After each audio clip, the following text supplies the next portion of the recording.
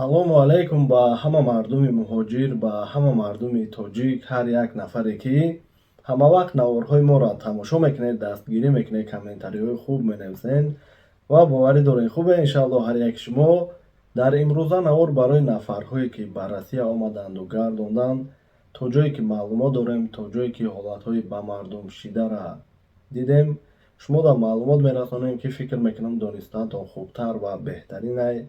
нафарҳое ки тамошо дорен, ҳатман лайка биҷиқен, обуна нашидагӣ бошен, обуна шавен. ҳамчунин ягон шиносҳотона ки гардонда бошанд, навора роӣ кунед, бо якчиам ки хабардор мешаванд, фикр мекунам беҳтаринай. ногуфта намонад нафарҳоеда ки билети ҳавопаймо ай куҷое ба куҷое ки дар кор мешавад номер мемонам. танҳо дар ватсап метавонед ки ай нарх наво пурсон шавен, фарқият надорад ай Россия ба Тоҷикистон рафтан ай кадом шаҳрҳоиш бошад, ё ки ай Тоҷикистон омадан ба Узбекистон, ба Қазоқистон, Қирғизистон метавонед ки харидорӣ кунед. хуб, маълумот мерасонем.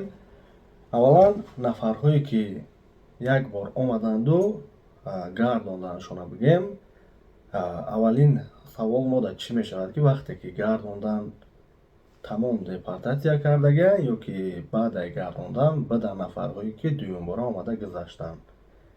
нафарҳое ки ҳамавақт наворҳои моро тамошо мекунанд, дар наворҳои гузаштаам гуфтагем ки ду ҳолат мешавад. вақте ки гардонданд мешавад ҳолате ки мегардонанду депортатсия намемонанд, ки дар ин ҳолат будагие ки дуюмбора омада гузаштагиян бо ҳуҷҷат карда қонунӣ гаштаистиянд. ва дуюм ҳолат мешавад ки ҳам мегардонанду ҳам депортатсия мемонанд, ки дар ин рафт мо тафтиш кардем 5-соларам, 10-соларам то 2100 депортатсия кардагӣ бигем, ин хел ҳолатҳо шунидем. яъне мешавад ки мегардонанд, депортатсия мекунанд, мешавад ки отказ мекунанду дуюмбора меоянд. тавсияи мо чие барои нафарҳое ки гардонданд? хубтаре ки ай рӯзи гардондагӣ 90 рӯз дар Тоҷикистон бестанд, то ки ҳамо вақти гардондан дар решения принимат кардагиян накардагиян, баъдаи 90 рӯз дар ҳамаи базаданиҳо мебарояд, ҳамо барояд баъдан ҳуҷҷатҳошона тафтиш кунанд, ҳам линияи МВД-да, ҳам линияи ФСБ-да. агар бинанд ки депортатсия мондагӣ нестанд, баъдан бо дуюмбора ба дили пур беташвиш билет бигиранд биёянд. вале агар бинанд ки депортатсия мондагиянд то ягон муҳлата, дар ин ҳолат хотиршон ҷамъ мешавад ки дуюмбора саргардон намешаванд. ва дагиян нафарҳое ки 90 рӯз нашида, тафтиш накарда омадагиянд, бо дуюмбора гардондагияншона.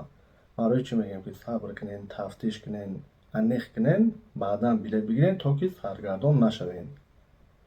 ва бисёриҳо тафтиш мекунанд, фақат як линияро мебинанд, линияи МВД-ро бигем. ФСБ-да запрос роӣ намекунанд, барое ки ҷавобаш дертар меояд, ваяш дад намекунанд бигем. ин ҳолата бисёр мешавад, саргардон мешавад. мақсад ин навори мо чиай? бадагие одамҳое ки омадагӣ гузаштагиянд, вале ҳама не. яъне ин маъноиро надорад ки мо гуфтем нафарҳоеро ки гардонданд, дуюмбора омада гузашта метавонанд ҳамада дахл дошта бошад. мақсади мо ие ки аввалан аниқ кунем, баъдан дуюмбора билет бигирем. ҳамчунин ай мо пурсон мешавад ки ай Тоҷикистон омадан кадом аэропортҳо хубтарай? дар Москваро дар назар дошта бошем, ай Внуково, Шереметьево, Домодедово, Жуковский хубтаре мо мегӯем. вале хубтаре ки тафтиши дуюмбора дорад, манъ мекунанд, телефонҳоро мекобанд. ай Домодедово, Жуковский ҳам мегардондагӣ нафарҳо ҳастанд, вале назар ба Внуково, Шереметьево яккаме хубтару беҳтар. дигар шаҳрҳои Россия бошад, меоянд Новосибирск, ки тафтиши дуюмбора надорад. ҳамон чӣ гуна ки пеш меомаде, ҳамон хеле дар таможни контрол паспорта метиҳем.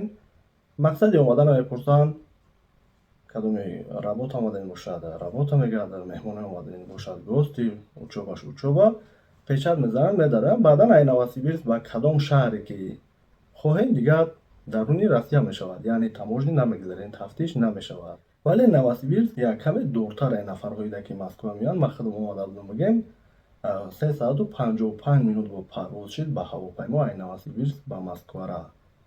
баъдан казан меоянд. Нафарҳое ки казан омадан мода мегӯянд ки мисол тафтиши дуюмбора ҳастай, вале ба мисли аэропортҳои Москва не.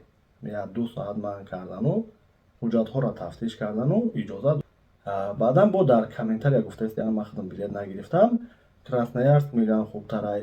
Яъне нафарҳое ки омаданиен, агар ки возможност бошад, аэропортҳои Москва дар дигар шаҳрҳош гирем хубтарай.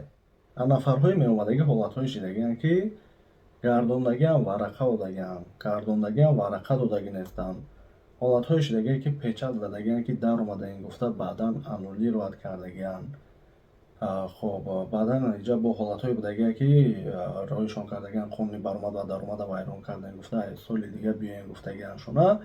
мо ҳамаи шуморо чӣ мегем? Барое ки муроҷиат мекунед, акаморо депортатсия кардагианд ё ки не. Мо чӣ мегем, ки ҳуҷҷатҳотонро тафтиш кунед, баъдан бием. Мо пешакӣ гуфта наметавонем, ки шуморо депортатсия кардагианд ё ки депортатсия кардагӣ нестанд. Ва варақае ки додагианд, мисол танҳо як гурӯҳ ҳолатҳое мешавад, ки варақа метиҳанд, ки то ҳамин муҳлата депортатсия кардагианд. Бале он нафарҳо аниқай, ки то ҳамин муҳлата депортатсиянд. Дигар нафарҳо баъдаи тафтиш кардан ҳамаи ё маълум мешавад бигем. Ва вақтҳои охир бисёриҳо муроҷиат мекунанд, ки патентҳошон аннулировать шидагиа сабаби уведомления накардан. Муроҷиат мекунанд, ки номшон дар реестр ғалидагиа барои қонуни даромад ва баромада вайрон кардан. Тавсияи мо чие, ки тамошо кунед, ҳаракат кунед, ки ҳамин қонуни даромад ва баромад чӣ хел ҳисоб мешавад, патента чӣ хел уведомления кардан дар кораи. Ҳамаи ҳамёро аҳамият диҳем, то ки барои ҳуҷҷатҳотон камбудӣ нашавад. ҳамин қадар маълумот ҳар як нафаре ки тамошо дорен, якчанд хабардор шуда бошен, фикр мекунам беҳтарина шояд бошад, ки дар байн ягон саволе ки шумо дошта бошед, мо нагуфта бошем, дар комментария нависед. Ҳаракат мекунем, ки то ҷое ки фаҳмиш дорем, то ҷое ки медонем, намедонистагиша пурспос карда, гуфтгӯ карда маълумот мерасонем. Бошен ҳаматон.